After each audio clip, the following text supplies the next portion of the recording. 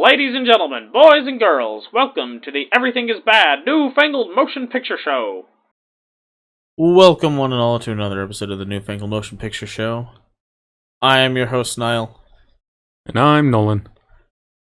And today we're going to be doing a review of Motherless Brooklyn.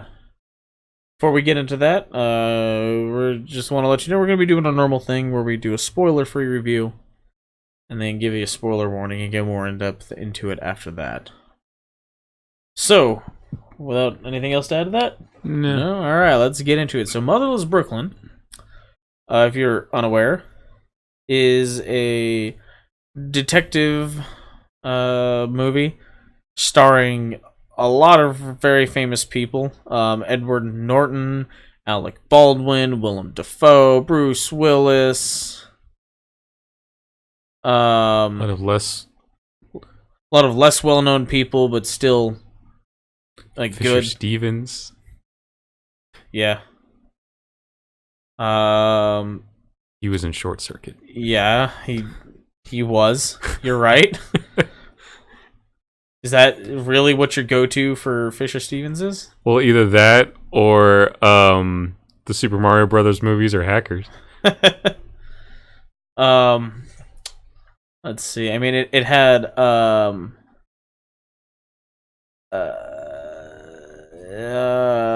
Suplee? Ethan Suplee. Ethan Suplee. Can never get his name right. You may remember him from Mallrats. And American History X, because Nolan, you leaned over to me and you were like, "Was the last thing we saw him in I forget Clerks 2. Clerks 2?" And I said it might be the last thing we saw him in. But I wonder if like he and Edward Norton are friends and that's how he got this or something. And you were like, "Why would they be friends?" And I was like, "Are you fucking serious?" Excuse my language, but how could you forget that movie? Yeah, I forgot he was American History X. Yeah. Come on. That was like where people started paying attention to Edward Norton. But so yeah, anyway, it's just a really incredible cast. And it's, if you're into like noir style detective stories, this is a really good movie. And just be aware, like, you have to like that kind of movie because this is a slow-paced movie. There's a lot of build-up and tension, and like that's just how these movies are. Yeah, that's how that genre is. And you have to really pay attention because it's a lot of names coming at you. Yeah, and real intricate interwoven threads. Yep. Going on. And all of that on top of Edward Norton's character, Lionel, has Tourette's syndrome. And so he's like always like picking at things, and his big thing is like something about, the words, the noises have to sound right, otherwise he can't let it be. So sometimes someone will say something to him, and he'll say a series of words that start with maybe a similar sound. Or rhyme. Or something like that. The guys he works with, and he's friends with, call him Freak Show. But yeah, so basically the gist of it is Bruce Willis is sort of he's the guy running the PI company that these four guys are working for. Ethan Suplee, Edward Norton, who were the other two? Was it Dallas Roberts? Yeah. I don't remember. The other two guys aren't in it as much, so it's kind of hard to remember. But anyway, these four guys that are working in this service, like they'll look up to Bruce Willis's character Frank. He's like an older brother to all of them. Yeah, and so Frank gets killed. He's working for some guys. No one else really knows what he's gotten into, but they know it's big. And he gets shot and killed right at the beginning of the movie. And so the rest of the movie is spent by Edward Norton trying to figure out who done it. And he uncovers just all this like corruption and like, you know, stuff going on behind the scenes with the city government. And yeah, it's a really interesting story, but it's really intricate and really like you have to pay attention when they're mentioning anyone's name. Yeah, there's a lot of corruption. At one point, Edward Norton has a line where he says, "These guys make Tammany look like AA ball." Yeah, or something like that. Yeah, which if you know anything about Tammany Hall, yeah. But yeah, and just as one would expect from all this star-studded cast, everyone's performance is amazing in this movie. And well, I don't know how good Edward Norton is at portraying someone with Tourette's. Not ever having personally known someone with Tourette's, not having it myself. I don't really, I look at it and go, yeah, that's what my understanding of Tourette's is. But it, for all I know, that could be wrong or misinformed or not, the whole story sort of thing. Yeah, I don't know. The closest there was in college, there was a girl in one of my classes who did have Tourette's, and she would quack occasionally, like she'd make like this quacking noise. Yeah, there was occasionally, but I never spoke to her, so I don't know, and if I did, I probably wouldn't bring it up. It seems like a weird thing to address, right? Right. Yeah. But so yeah, I don't. For all he very well could be that he got it right. Well, so there's a South Park about Tourette's where Cartman, his idea of is that you can just like shout obscenities, yeah, whenever you want, and that's like, yeah, there are like some people out there, I guess that's their tick. I think they call it a tick. But majority of people with Tourette's, that is not the case. Yeah, it's a noise or a motion that they do, and it's almost like an OCD level thing, from what I understand. Right, and so in that episode, though, they actually explain Tourette's. They have I think they actually had people actually with Tourette's explain this, like, and they were playing characters with it or something. It's been a long time since I've seen that episode. And yeah, but and that gets them in trouble in a couple of cases. 'Cause people, this is the 50s. People don't really know. Like anymore, like you see someone doing what Edward Norton's doing, and you think, well, he has some kind of problem. Could be Tourette's or some other kind of, disorder. Is that the correct word? word? I think disorder is the correct term.